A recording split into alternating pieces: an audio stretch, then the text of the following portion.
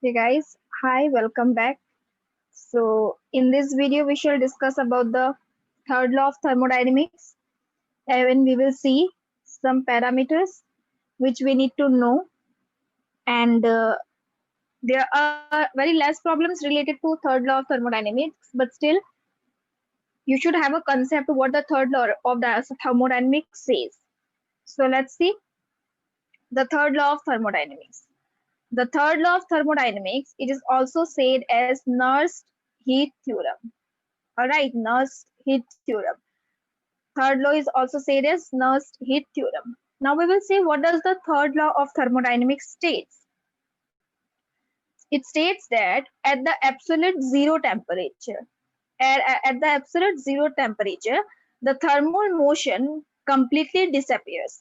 What happens? Thermal motion is completely disappearing at absolute zero temperature, and there is no disorder. And because of this, there will be what? No disorder. And hence entropy tends to zero. What will happen? Entropy will be zero. And molecules of a substance, they are in perfect order. So it is saying that at the absolute zero temperature,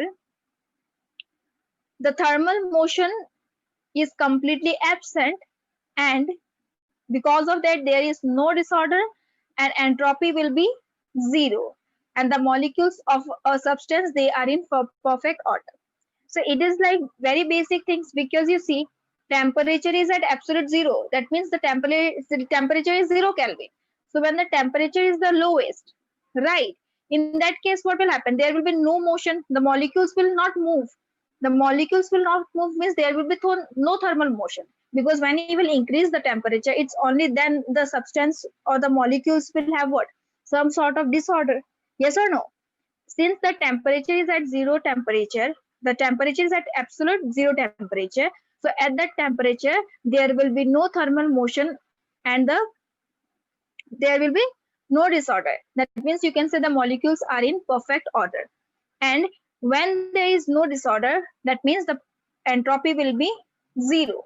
So it says that at the absolute zero temperature, entropy of a system tends to zero, as there is no disorder, or you can say the thermal motion completely disappears. All right, now you see what is entropy.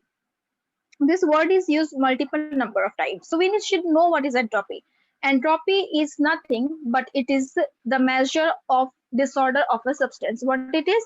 It is the measure of disorder of a substance which is prevailing among the molecules. All right, the disorder among the molecules is measured, can be measured, okay, and that measure is said to be what? Entropy. All right. So the third law of thermodynamics says that entropy tends to zero as temperature T tends to zero. That is at absolute zero temperature, the entropy is zero. So this is what the third law says. Clear? Now we will see some parameters, or you can say variables, which is very important. Questions, you can get questions from these also. So the first is the isothermal compressibility. The second, we will discuss about the coefficient of volume expansion. Thirdly, we will discuss about the adiabatic coefficient of elasticity, then isothermal coefficient, then pressure expansion coefficient. So first you see isothermal compressibility. Whenever you are talking about isothermal, anything about related to the word isothermal, you have in the mind the thing is what? Temperature will be constant. Compressibility means what? The pressure will what? There will be change in pressure. If you compress, the pressure will increase. That is something you have to remember. Now you see isothermal compressibility, it is denoted by kappa T. All right, means T is constant, temperature is constant. So it is equals to what? Minus 1 by V del P of V at constant temperature. That means when the temperature is kept constant and there is a change in pressure, then what will happen? The volume will what? Change. All right. So that means you see here, there is a negative sign. Right. Negative sign is indicating what you see. Now you see, when you will what? When you will increase the pressure, what will happen? The volume will what? Decrease. Yes or no? When you will increase the pressure, the volume will decrease. Yes or no? Pressure increases, volume decreases. So there is something that is reducing. So this negative sign, it is denoting the decrease in that volume. All right. So this is what kappa T is. Now you see coefficient of volume expansion. It is denoted by alpha, and it is equals to what? 1 by V del T of V at constant pressure. That means at constant temperature, pressure, when the temperature is changed, then there will be what? A change in the volume. Is the change of volume with respect to temperature at constant pressure. All right, this is the change in what? This is the change in the volume at constant temperature with the change in what? Pressure. This is the change in the volume at constant pressure when the temperature is changed.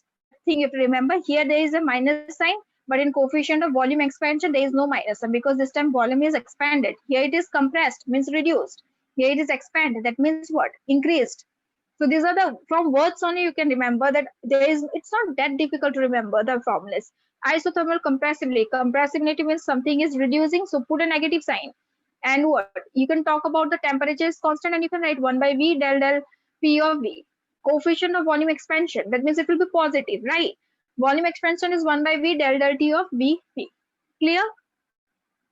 Next, you see the adiabatic coefficient of elasticity. It is denoted by Es, and it is equals to minus V del P V of Ps. That means when the volume is changed, means the pressure changed with respect to the volume, keeping the entropy constant.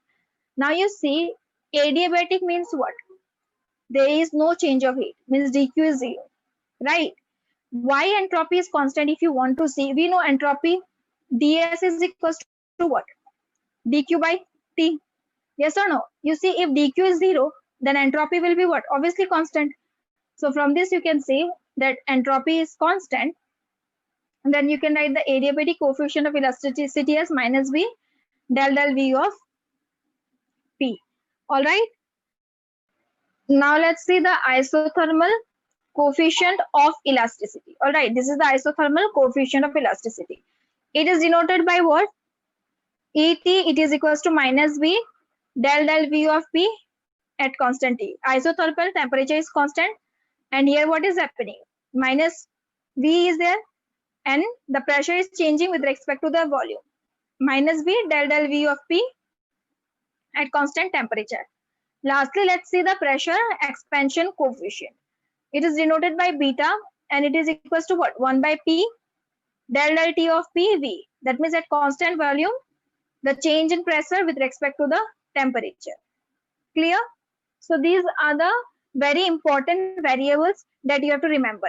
And it's not that tough. Once or twice, if you read, you can remember this. All right? Now we will see what is latent heat. This is also something that we need to know. Okay. So latent heat means the amount of heat which is given to a system at constant temperature to convert phase of 1 gram. The amount of which is given to a system to convert a phase of 1 gram at constant temperature. That particular heat is said to be the latent heat. Latent heat is changing phase of 1 gram at constant temperature, and it is given to a system, right? So this is what latent heat is. This is what I have explained, because latent heat we will be using, or you have already used in the CSI questions. If you see latent heat, we have used multiple number of times. So whenever you're talking about the latent heat, first thing you have to remember that the temperature is constant. All right. When there will be phase change, then at that case for 1 gram, you will keep the T constant. Now you see delta S, it is equals to dq by T, and that is equals to what?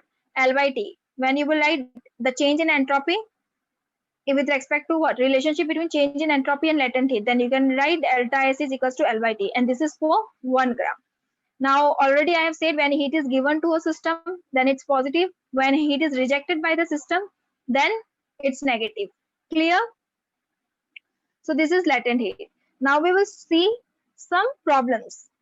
So now let's see the first question. It is said if the isothermal compressibility of a solid is 10 to the power minus 10 Pascal inverse, kappa T is 10 to the power minus 10 Pascal inverse, the pressure required to increase its density by 1%. You have to see how much pressure is required to increase its density by 1%. All right, in GATE, this question came as how much intensity can be increased. That way something it came. So now you see, to you it is given kappa T, it is equals to what? 10 to the power minus 10. Pascal inverse. And you know the formula for kappa T is what? Minus 1 by V del V by what? Del P. This is at constant temperature. All right. Now you see density means what? Mass by volume. So volume will be equals to what? Mass by density. So from here, if you find dV, you will get it to be what? Minus m by rho square d rho. So you will substitute this value of dV, and from here you can write 1 by V is equals to what? Rho by m. Because here you are having 1 by V. So if I write here kappa T is equals to what? Minus rho by m. Here if I write, this is also a negative sign. So it is minus m by what? Rho square. And here I can write what? Del rho by del P. Yes or no? Now you see if this m is cancelling this m. Minus m minus m will become positive. This rho will cancel this rho. So you can write kappa T is equals to what? Kappa T will be 1 by rho del rho by del P. Yes or no? Now you see from here what you can write? Del P. Del P will be equals to what? Del P will be equals to del rho by rho into with what? 1 by kappa T. Yes or no? Now you see del P is equals to change in the increase in density is 1%. So it will be how much? 1 by 100 or not? Into with 1 by kappa T. Kappa T is 10 to the power minus 10. 1 by kappa T will be what? 10 to the power only 10. So you can see delta P. Change in pressure will be how much? 10 to the power 8 Pascal. Right? So your correct option is option C. You have to just write the isothermal compressibility formula. Write the formula of density and find volume from there. Then go for dV. Substitute here and just you can get the change in what? Change or increase in the pressure to increase its density by how much? 1%. Clear? So this is the correct option, option C. Now let's see the next question. Here it is said when 100 gram of ice melts at 0 degrees Celsius. At this temperature, 100 gram of ice is melting. The change in entropy in calorie per Kelvin is what? You have to find the change in entropy. You see, here it is given 100 gram of ice is melting at 0 degrees Celsius. We know the latent heat of ice is how much? It is 80 calorie per gram, right? You have to find the change in entropy. That means you have to find delta S. Delta S is equals to what? Mass into with latent heat divided by the temperature. So here the mass is how much? It is 100 gram. The latent heat is how much? 80. Temperature is how much? 0 degrees Celsius. So it will be 273 Kelvin if you convert in Kelvin. So this when you will solve as a whole, you will get the answer to be how much? 29.3 calorie per Kelvin. This is the answer. That is the correct option is option C.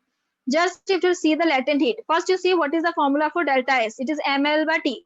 Mass is given to you, temperature is given to you. You need the latent heat. Latent heat for ice is how much? 80. This is nothing. 80, right? So just put the values and calculate it. Clear? Now let's see the last question. Question number 3. Here it is said that the internal energy E of a system is given by E is equals to Bsq by Vn. B is constant. Rest are having the usual meanings. You have to just find the temperature. All right. So you will use the first law of thermodynamics. What is the first law? First law is dE is equals to, dQ is equals to dE plus dW. So you see dQ can be written as TdS.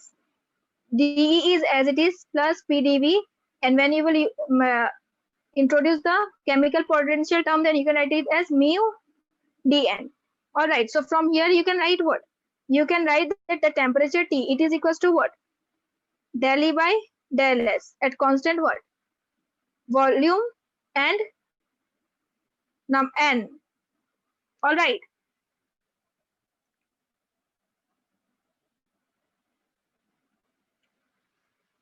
Now let's see the question number 3, last question. The internal energy E of a system, it is given by E equals to Bs cubed by Bn. This is the internal energy. B is constant here and other symbols are having usual meaning. You have to find the temperature of the system. All right. Internal energy is given to you. You have to just find the temperature. So we will use the first law. First law is dq is equals to dE, which is the internal energy plus dW. And you can write dq as what? TdS.